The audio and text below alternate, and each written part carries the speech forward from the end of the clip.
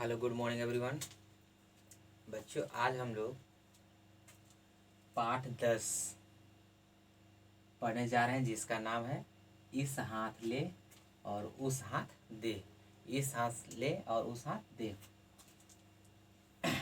हमें अपने जीवन में जब भी कुछ करें, यदि करने का मौका मिले तो अच्छा ही करेंगे, क्योंकि जब अच्छा करेंगे तो हमें जब भी मिलेगा तो वापस अच्छा ही मिलेगा। इस पाठ का शब्दार्थ पहले पाठ शुरू करने से पहले हम समझ लेते हैं। विघ्न, विघ्न का अर्थ होता है रुकावट। अपराधी, अपराधी का अर्थ होता है दोषी। उपकार का अर्थ होता है भलाई। अन्याय का अर्थ होता है नाइंसाफी। और निरुद्ध, विरुद्ध का अर्थ होता है खिलाफ। तो शब्दार्थ आप लोग अच्छे से याद कर लीजिएगा।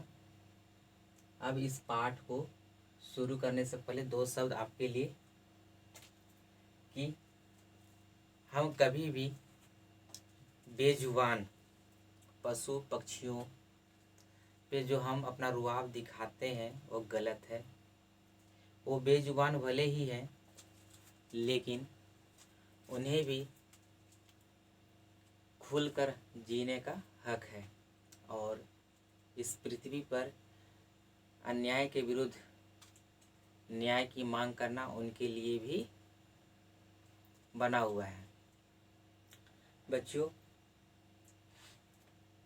इस पाठ में यह बताया गया है कि एक बेजुबान कुत्ता के लिए पंचों ने किस प्रकार उसके दोषी को सजा के रूप में उस गांव में रहने के लिए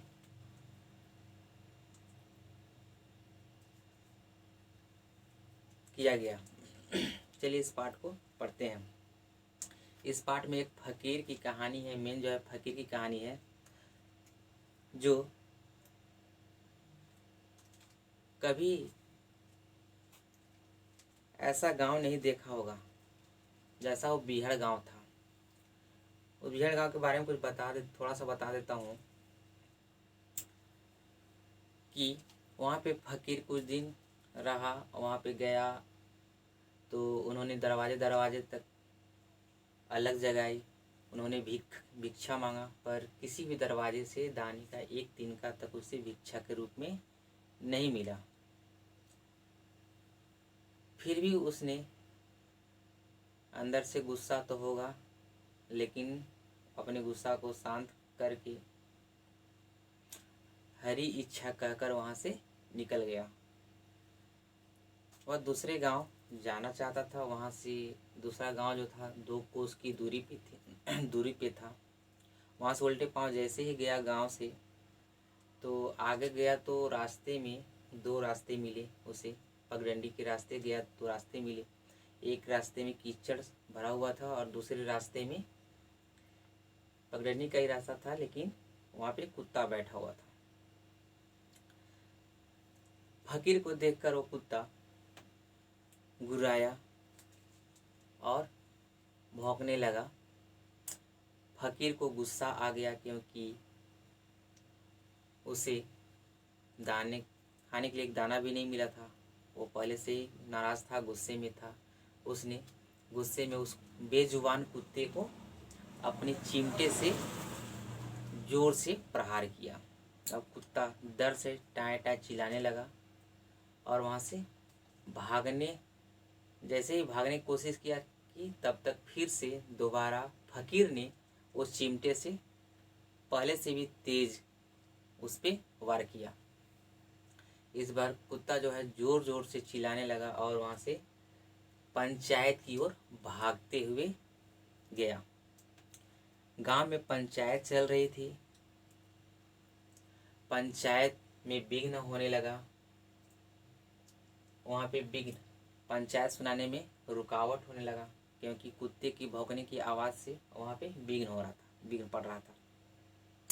सभी पंचायत के लोगों ने पीछे मुड़कर देखने लगे। तब तक वो कुत्ता चिल्लाते हुए उस पंचायत में आ पहुंचा। तो पंचायत के जो मेन मुखिया थे चौधरी जी, उन्होंने कहा कि ज़रूर एक कुत्ता अपनी फरियाद लेकर आया है और ये अपनी इस एक कोई कष्ट में है, इसे किसी ने सताया है, हमें इसकी बात को सुननी चाहिए।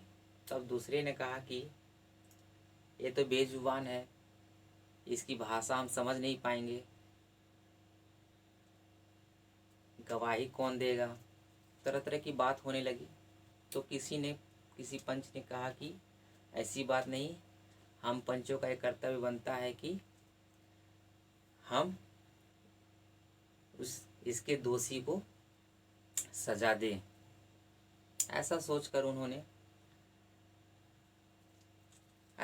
सोचा और वहाँ से उठे। जैसे उठे तो कुत्ता भी उठ गया और चलने लगे। कुत्ता आगे आगे चल रहा था और पंच लोग पीछे पीछे चल रहे थे। कुत्ता चलते चलते वहाँ पहुँच गया जहाँ पे वो सारी घटना हुई थी, जहाँ कुत्ते को मारा गया था। वहाँ पे पहुँचने के बाद पंचों ने देखा कि एक रास्ते में तो कीचड़ भरा हुआ है, दूसरे रास्ते में कुत्ते का पग यानी पैर का चिन्ह दिखाई दिया और एक इंसान का भी दिखाई दिया। तब उन्होंने सोचा कि जरूर ये इंसान ही इस कुत्ते को सताया है, वही इसका दोषी हो सकता है। उस रास्ते में कुछ दूर तक आगे देखे तो एक फकीर जा रहा था हाथ में चिमटा लिए हुए। तब जो उस गांव के मेन पंच थे उन्होंने कहा कि जरूर उस फकीर ने ही इस कुत्ते को सताया होगा, हो सकता है वही दोषी हो, हमें उसको रोकना चाहिए। तो सभी ने उसके पास जाने का सोचा और कुछ ही देर में उसके पास पहुंच गए और उनसे पूछताछ शुरू हो गई। पूछताछ के दौरान फकीर ने कहा कि क्या ये कुत्ता आपका है? तो एक पंच ने कहा कि नहीं, ये कुत्ता हमारा तो नहीं है, लेकिन इस समय हमारे साथ है और इसके दोषी को हम लोग ढूंढने आए हैं। इसके बाद पंचों ने पूछा क्या आप इस कुत्ते को जानते हैं? पंचों ने कहा कि क्या आप इस कुत्ते को जानते हो? तब वो फकीर बोलता कि हाँ, कुछ देर पहले मैंने इसे 2 चिमटा लगाया था। तब पंच ने कहा कि आपने बेजुबान जानवर को 2 चिमटा लगाया, आप तो दोषी हो। तब फकीर बोलता क्या ये कुत्ता आपका है? तो हाँ, ये कुत्ता हमारा तो नहीं है, लेकिन ये हमारे साथ है। इस प्रकार से बहुत सारी बात हुई और वहाँ पे उस फकीर तो जानता ही था कि मैं दोषी हूँ, क्योंकि मैंने ही चिमटे से इसे मारा है। फकीर बोलता है कि आज तक मैंने कभी भी आदमी की तुलना कुत्ते से करते हुए नहीं देखा, जैसा कि आप कर रहे हैं। तब पंच ने कहा कि आप नहीं, पंचायत कहिए। पंचायत यह नहीं देखती कि अपराधी किस जाति, किस धर्म या किस कुल का है, वह तो न्याय करती है और न्याय की दृष्टि में कुत्ता और आदमी सब बराबर हैं।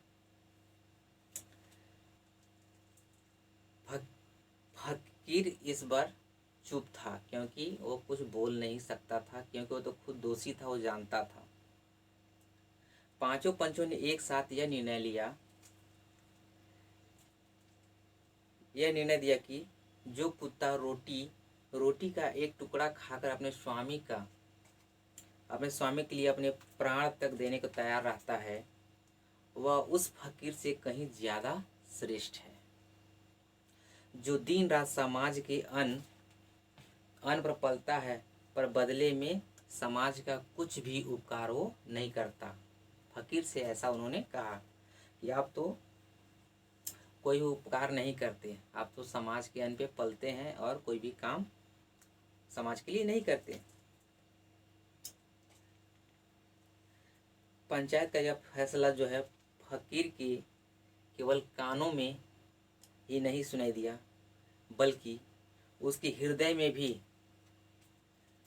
में भी यह हजार आवाज़ों में गूंज गया और वह उल्टे पांव ही उस गांव की ओर लौट आया और उसने अपना शेष पूरा जीवन वहीं व्यतीत किया।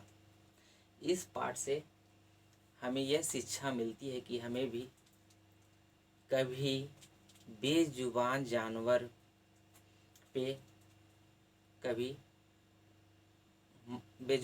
को कभी मारना नहीं चाहिए, हमें सताना नहीं चाहिए। उनके पास जुबान ही है तो क्या, उनके पास प्राण है, उन्हें भी दर्द होता है। ठीक है, हमें कभी भी ऐसा करने से बचना चाहिए। तो ये पाठ